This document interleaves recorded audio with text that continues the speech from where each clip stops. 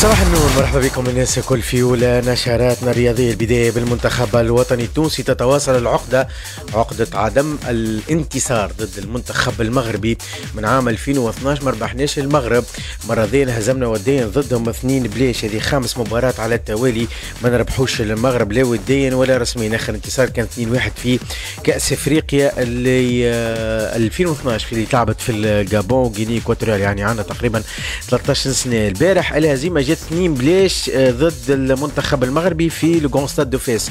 اهداف اشرف حكيمي في دقيقه 80، خطا دفاعي فادح لا يغتفر، فالتمركز خلى حكيمي وحده. ديجا حكيمي تفاجأ بالكره، حتى طريقه التسجيل توضح اللي هو ما كانش محضر روحه للتسديد، ولكن لاعبي كيف لا ديفيرونس بالطبيعه. افضل ظهير في نجم نقولوا افضل ظهير في الشامبيونز ليج الموسم هذا. 90-2 ايوب الكعبي يستغل صعود المنتخب الوطني التونسي من اجل محاوله التعديل ويسجل هدف جميل الحقيقه، وما نجم يعمل فيه حتى شيء. ايمن دحمان الماتش هذا يشهد اقصاء علي العابدي في دقيقه 90. ما نش نبرو، ما نش نحكيو على الاخطاء التحكيميه اللي بوبو تراوري، ما نش نحكيو كيفاش يزفر في صونس واحد. احنا ما كناش باهين، كنا خايبين، ما كناش باهين بالكل على كل المستويات. مش نبرو وما نستحقوش الربح وما نستحقوش حتى تعادل، ولكن في نفس الوقت الحكم ماشي علاش باش يعمل الشيء هذاك الكل في ماتش اميكال. ما نعرفش شنو اللي يخليه يعمل الشيء هذا. دايور زيد جزيري المدير الوطني للمدير المنتخب الوطني التونسي تحدث للجامعه التونسيه لكره القدم عن التحكيم، مردود الحكم ومردود مساعد الحكم، وصفهم بالفضيحه. نسمعوا زيد جزيري في تصريح الجامعه التونسيه لكره القدم. ما تنجمش تلعب ضد اربيتر. انت الملاعبين ديجا تخللهم في مخاخهم وشفناه متحيز. يعني ما نحبش نحكي على لي زاربيتر، ما نحبش نكون معناها ما نحبش نكون مانيش فير بلاي، خاطر الواحد لازم يكون كبير في كيما في الربح كيما في الخساره. ولهذا مبروك للمغرب، لكن الاربيتر ما كانش في المستوى. لا الاربيتر وخاصه الجوج اللي من هنا من الجهه اليسار معناها كان فضيحه. يعني اربيتر ميزون على الاخر. كي تبدا فما اربيتر معناها ينرفزك، ما عادش يخليك تلعب مرتاح. وشفنا معناها التشنج نتاع الملاعبيه. كنا نجموا، هي كانت اون فيت معناها حفله، وسيتي ان ماتش اميكال، والجمهور معبي يعطيهم الصحه للمغاربه على الاستقبال. هم عندهم فريق ممتاز، عندهم لاعبين معناها فنيا ممتازين، لكن ما كانوش محتاجين الاربيتر باش يدز معهم. كان تشوفوا لو نومبر معناها تاع الفوت اللي على 18 متر، معناها خذاو لي فوت اللي بعد 18 متر الكل، من البلايص الكل، من على اليمين على اليسار في الوسط على الخط.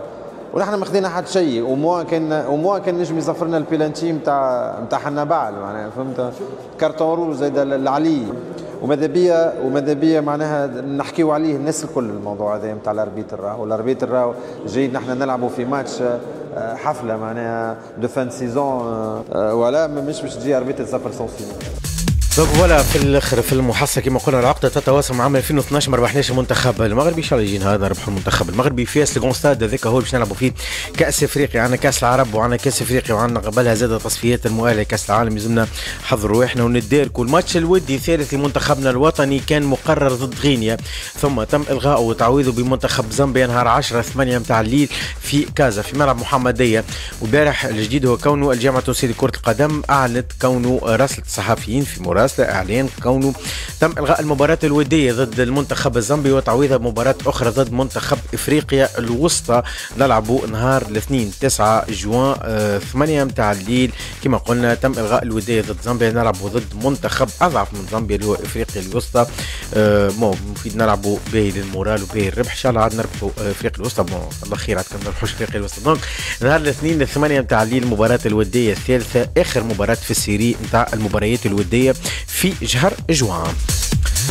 يقدم اخبار المنتخبات. مدرب المنتخب الجزائري كرة القدم فلاديمير بيتكوفيتش قرر السماح للثنائي يوسف البليلي ومحمد امين توغاي بمغادرة تربص المنتخب الجزائري. تربص الخضر كانوا يشاركوا في المباراة الأولى ضد رواندا.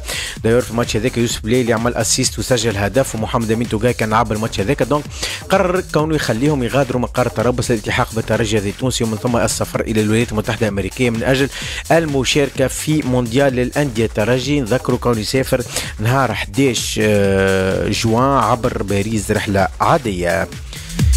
بدنا حكينا على كأس العالم للأندية، ثم إن ريفوليسيون باش تعملها الفيفا في كأس العالم للأندية، بما أنه باش تعتمد الذكاء الاصطناعي في حاجة موجودة هي من قبل، ولكن باش تزيد دعمها بالانتليجنس ارتيفيسيال. شنو الموضوع؟ الديتكتور سيمي اوتوماتيك نتاع لورجو اللي يصير باش يشوفوا اسكم لاعبي موجود في تسلل والا لا. موجود من عام 2022 الديتكتور هذا، وقتها ثم كابتور يبعث معطيات لغرفه الفار والحكم بمعدل 500 مره في الثانيه. جديد هو كونه بالانتيليجنس ارتيفيسيال باش يولي يديتكتيو كاريمون البوزيسيون تاع الملاعب، يبعثوا دي دوني دي زاليرت تنبيهات اذا كان الملاعب موجود في وضعيه التسلل. دونك يتبعوا البوزيسيون نتاع الملاعب ويعطيو لي سينيو، يعطيو لي زاليرت التنبيهات للحكم ولغرفه الفار، وديما حسب الفيفا يقعد القرار النهائي لغرفه الفار وللحكم. جديد زاده هو كون المشجعين باش يشوفوا في نفس الوقت اللي شاهد فيه الحكم اللقطات نتاع الفار ويعطي ديزيكسبليكاسيون يشوفوهم على لي زيكرون جيون في الشاشات العملاقه في الملاعب. الحكايه هذه موجوده من قبل في افريل ديجا بدات وفي بعض البطولات، ولكن باش يتم اعتمادها رسميا في كاس العالم للانديه. الحاجه الثالثه جديده هي كونه قبل نشوفوا كيفاش المسؤولين على الفرق هما اللي يمشيوا يكتبوا ورقه يعطيوا الكاتريام اربيتر يقولوا له عنا تغيير باش نبدلوا الملاعبي هذا بالملاعبي هذا، ويقيد الورقه ويعمل لك الحكايات هذيك الكل. جديد هو كونه الفيفا باش تعطي لكل فريق مع بدايه كل مباراه تابلت حاضره فيها لا ليست نتاع لي جوور الكل، معليه كان ينزل على شكون لي شونجمون اللي يحبهم، ولا الكاتريام اربيتر يمشي الى نونس يعلن عن التغيير بالتابلت. ما عادش ثم ورقه وهز وجيب. ما عندوش فكره هوني في تونس كيفاش قاعدين نعملوا ساعات حتى اكل الصابوره هذيك اللي فيها الارقام ما يهزوهش. بدلوا الديسيبلين نمشيو للتنس. اليوم الموعد مع الفينال دام نتاع رولان جاروس، كوكو جوف ضد ارينا سابالينكا. صاحبة المركز الثاني كوكو جوف تلعب ضد صاحبة المركز الاول ارينا سابالينكا. مساعتين الفينال هذيا فرجه باهيه. نهار ثاني عيد ارينا سابالينكا اول فينال نتاع رولان جاروس في مسيرتها في التنس. بار كونتر هذا ثاني فينال لكوكو جوف اللي خسرت الفينال نتاع عام 2022 23 ضد ايجا جيفيونتيك. كوكو جوف ضد ارينا، هذه الفينال رقم 2 في جران شلام ما بيناتهم الزوز في الياس اوبن 2023. وقتها كوكو جوف هي اللي ربحت. بار كونتر اذا كان نشوفوا لي ستاتيستيك نلقاهم لعبوا ضد بعضهم 10 مرات، 5 مرات كل واحده ربحت. لشكون الفوز السادس اليوم نعرفوا. وزاد للاشاره كوكو جوف ربحت فينال في جران شلام وخسرت فينال. وبالنسبه لارينا سابالينكا هزت 3 تيتر في الجران شلام وخسرت 2 فينال منهم اللي كنا نحكيو عليها ضد كوكو جوف. ماضي ساعتين فرجه مزيانه برشا الليله. فينال رولان جاروس زاد للرجال، يعني كسينر يلعب ضد كارلوس الكاراز الاول ضد الثاني. جوكوفيتش كان ربح البارح، يعني كسينر خسر بليتو جوكوفيتش ضد يعني كسينر 3 مجموعات ل0، وموزيتي ربح الكاراز 3-1. الفينال نهار الأحد ماضي ساعتين.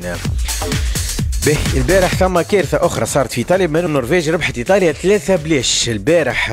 3-0 الحقيقة الصحافة الإيطالية كلها غاضبة غضب شديد ضد المنتخب الإيطالي وضد المدرب سباليتي. ديزاسترو ايطاليا ترافولتا النرويجي، يعني الكارثه الايطاليه وصلت للنرويج. وكتبوا بالكبير باستا اللي يشوفوا على سبور باي موزايك توا يشوفوا في المقال نتاع لا غازيتا.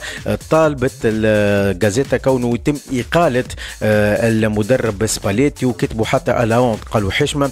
كيف ثم شكون كتب حتى في دور سبور قالوا حتى كان يتعداو 150 منتخب لكاس العالم، فانه ايطاليا مش باش تتعدى مش تتاهل، دايره زي ما تربح ماتشاتها الكل باش تفوت البراج. براج كابوس بما انه ثالث كاس عالم تنجم ما توصلهاش ايطاليا. المونديال الثالث هذايا سباليتي قال باش نتحدث مع جرافينا الرئيس الاتحاد الايطالي بعد مباراه مالدوفيا. توتو سبورت شنو قالت اللي نشوفوا فيها تو في التصويره اونتا اتزوري العار الازرق 3-0 في النرويج. وكوريا ديرو سبورت قالت التاهل الى المونديال بدايه الصدمه هذيا بالنسبه لكوريا ديرو سبورت. هذيا ايطاليا 3-0 صعيب برشا كانت تتعدى ديريكتومون في مركز اول الى كاس العالم القادمه 2026. مباراة خارج تونس اليوم لوندور تلعب ضد انجلترا في تصفية كأس العالم 5 متاع العشية. 8 غير ربع النمسا رومانيا. 8 غير ربع زاد فنلندا هولندا. وفي مباراة الودية 6 متاع العشية الدنمارك إيرلندا الشمالية. 8:30 الولايات المتحدة الأمريكية تركيا. و9 متاع الليل المكسيك سويسرا. النشرة هذه كل أخبارنا الرياضية تلقاوها على موقعنا موزايك FM.net. خليكم توا مع صلاح السكوحي كامل للفريق في ديديكاس العيد.